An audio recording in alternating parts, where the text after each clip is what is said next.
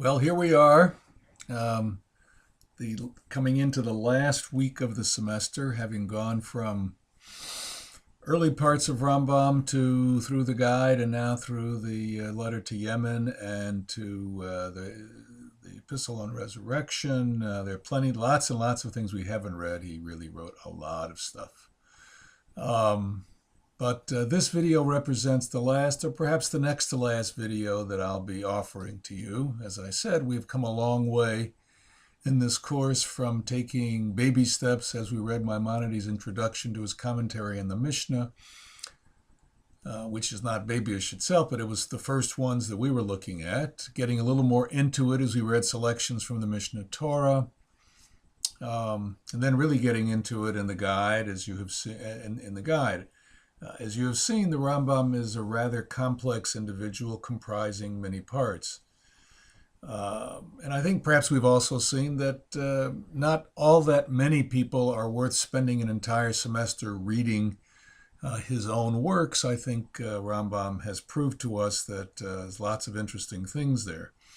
The strategy that we used this semester had some drawbacks, since it didn't really give you a good enough sense of the context of his writings, both historically and intellectually. Instead, we focused on the texts of the author himself, and in the process became students of Maimonides, I would say, from the inside.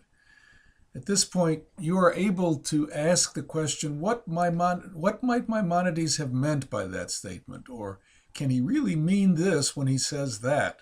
Or isn't it interesting that he took a different stance on that subject in the Mishnah Torah from the one that he took in the guide? I also hope that you are able to read Rambam both critically, being able to criticize to see his failings, but also with what is called a generous reading. That means that when one tries to understand Maimonides, one also strives to find ways for the text to make sense, not just to criticize, but to say, are there things in there in that text that might connect to us, that might touch us? Are the ideas and passions found in his writings, can we make a connection to those things that we see there? Can we connect to his ideas? Maybe we can, maybe not. But the elitism that we found rather problematic through most of his work is rather tempered when you look at the letter to Yemen or the letter on forced conversion, Igeret Hashmad, which we didn't read in class. You see a different aspect of Maimonides, many parts to him. Next week, I will make some closing comments on Rambam and the class in general, and be interested in your comments about both. For the coming week, there will be no new reading for this, but I'll ask each of you to share some of what you are working on for your final paper, and then to read what other students are writing and to respond with comments, suggestions, encouragement. But clearly you'll be spending a good bit of time trying to get this last thing done. As far as this week's reading is concerned, there's one point that I neglected to clarify at the beginning, and I mentioned in a few of the Chavruta sessions this week. I wanted to go over it. The Mishnah in Sanhedrin, that is the basis for the Rambam's discussion in Perek HaChelek, has a very curious addition to the requirement to believe in resurrection. One is not only required not to reject the belief in resurrection, but one is also required to believe that resurrection, the idea of resurrection, is itself mentioned, is itself found in the Torah, in the Chumash and the Pentateuch. Rambam, in his Perek HaChelek material, doesn't really dwell on this feature, but it is rather curious. It's in the Peshat reading of the Chumash. Obviously, resurrection is not there at all. This requirement that is found in the Mishnah seems to reflect directly back on the dispute between the Pharisees and the Sadducees over the use of rabbinic approaches to interpretation.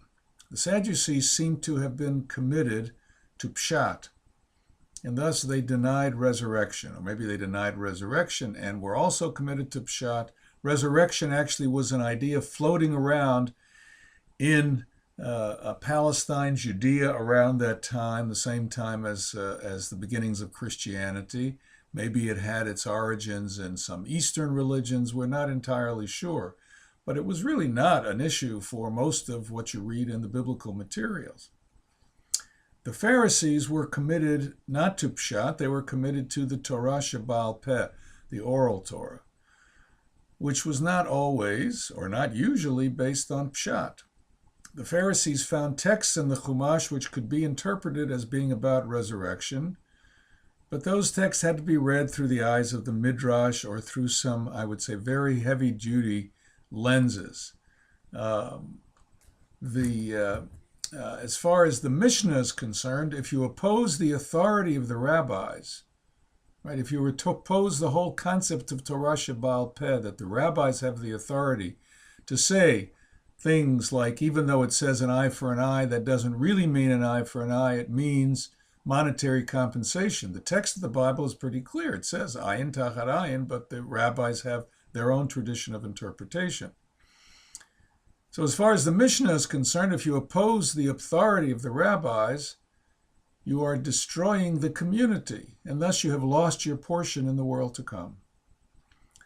While Rambam himself doesn't seem to refer to this issue in his discussion, I would say that it does form a backdrop for that whole discussion. And if you think about it, one could read it as being addressed, that the discussion in Igeret Tichat al Tchiat HaMetim, or the Perek HaChelik material, that could be read as being addressed to the masses who absolutely need to believe in resurrection, and even more important, they need to believe that Rambam believes in resurrection. That's an important sort of piece of the whole story of reward and punishment for them that gets them to stay on the straight and narrow. That's just a little piece I wanted to say. Actually, it has to do with last week's reading. A little bit more than this, although it still has to do with the Igeret Tichat HaMetim. For this coming week, just to say to you that I'm available through email, telephone, Google+, whatever, to consult with you on your papers. You would send me, by the way, when you do write the paper, send it in the to the Dropbox. All your papers you should send to the Dropbox. But if you have other things, you can email me, we can talk, or whatever it is. And I'm happy to look at early drafts, sections, whatever, to provide some feedback on your work.